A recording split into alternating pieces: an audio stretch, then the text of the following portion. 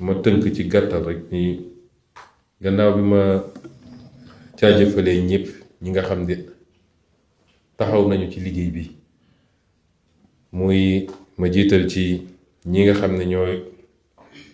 jëwriñ ñi nga xam ne ñoo toogal fii suñu mbokk jàngalekat yi jàngalekat yu école publique bi teg ci ñi nga xam ne ñoo jiite conseil dialogue social suñu mbokk société civile yi nga xam ne seen taxawaay rafet na ak ñi nga xam ne ñooy waajuru xale yi ak ministre yi nga xam ne ñoo taxawaloon gouvernement bi ci waxtaan bi li ñu dajale fii mooy signé ngeen léegi xaatim ngeen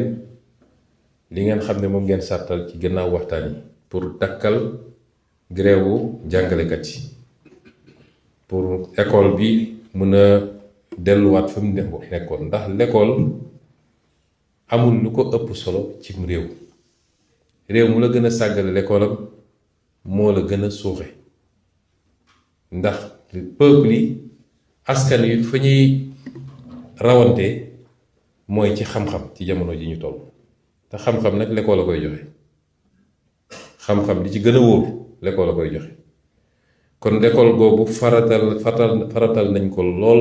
ci suñu gis-gis suñu doxalin ñuy masawu ñépp nag te di regretter li fi xew ndax mënoon na ñàkk amaana waaye lii lépp nag daf ñu war a jàngal lenn ñun suñu gouvernement jàpp naa ni li ñuy jànkonteel depuis quelque fan test la ci gouvernement bi test bu ñu war a permettre ñu nit ñu wax lan mooy suñu doctrine parce que dafa am doctrine bu bees bu ñu war a nangu ñun ñëpp ci wàllu dialogue social doctrine boobu mooy waxante dëgg mooy kenn ku nekk teg sa moroom li mu mën ak li mu àttan bañ a dige loo mënut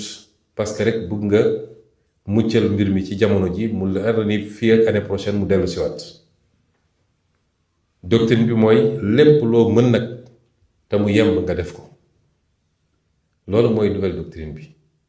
léeg-léeg bu ñu bañee céder ci yenn pression yi du ci lépp lañuy bañ a céder ndax nag kuy waxal yàlla xam ni bi ñu toogee léegi jéego yu bëri def nañ ko ci ñaari at ci loo xam ne suñuy mbokk jàngalkat ñu ngi ci doon daw depuis ay ati at ci ñu fi jiitu woon te kenn xaatimu ko donc fu ñu dem ba dëgër rek mooy lii mënuñu réew mi àttanu ko ci jamono ji ndax yéene gi ñu am ci jàngalekat yi ëpp na loolu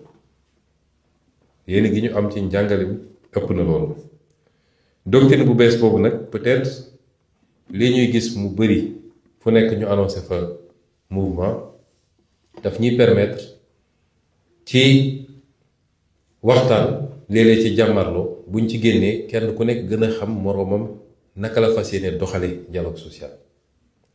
ñun ci nguur gi lii mooy suñu gis-gis ci dialogue social bi ñuy dellu di féliciter ñëpp ci accord bi nga xam ne signé nañ ko accord bi nag nun dinañ ko doxal ba mat sëkk li tax mu waruñoo bañ a jafe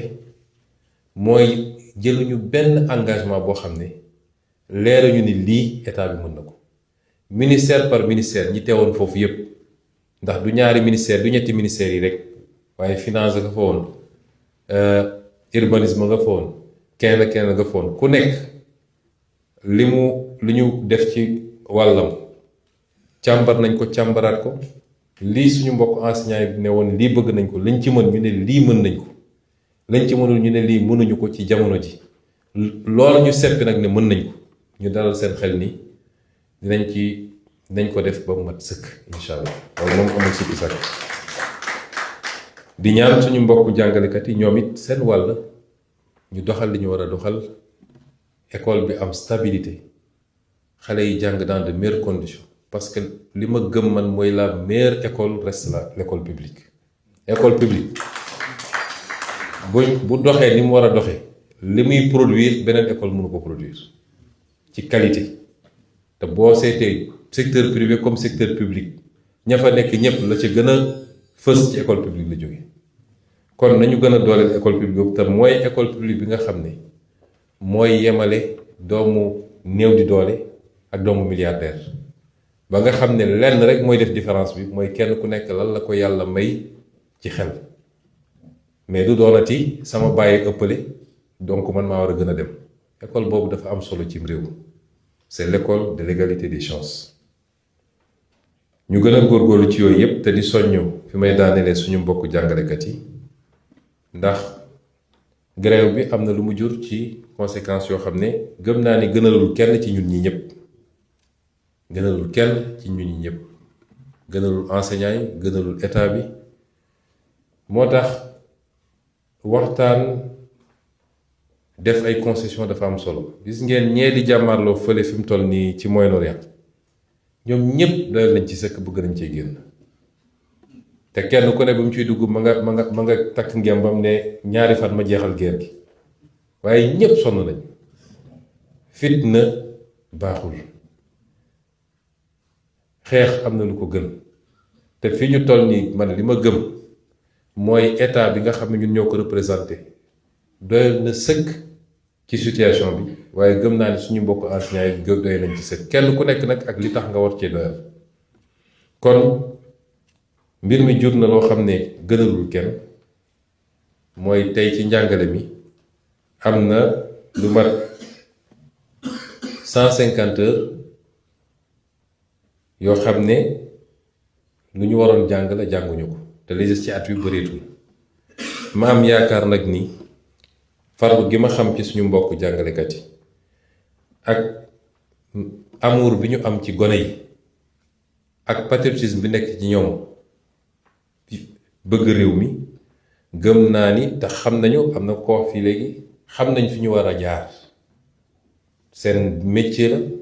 tey professionnel lañu yooyu boo ko dajalee am naa yaakaar ni bu dul léppit li ëpp ci gab boobu incha allah dinañ ko dabu ko ngir gone yi dabu ko ngir yaakaar gi seeni waajur am ci ñoom it dabu ko pour l'image du gouvernement et l'image des enseignants ñun nag liñ ci war a def dinañ ko def ba mat sëkk am na solution yoo xam ne sànq ñaari ministre bi ma fekkee ci bureau ba commencé nañ ci waxtaan waaye nee naa leen nañ ci waxtaan ak enseignants yi ñu xool yan mesure d'accompagnement la ñu mën a def ba lépp yemb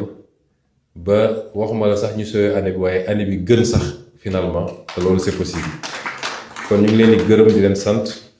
di leen réitérer toute la disponibilité du gouvernement di déglu ak di waxtaan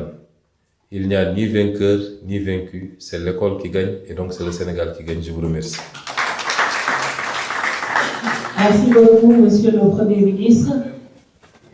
Nous allons demander aux signataires de vous rejoindre sur scène pour la photo de famille.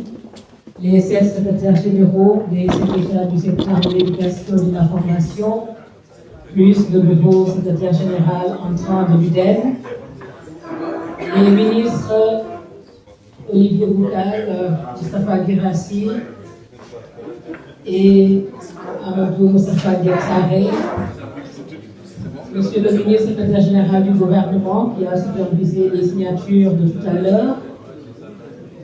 Et Monsieur le président du Haut Conseil du dialogue social.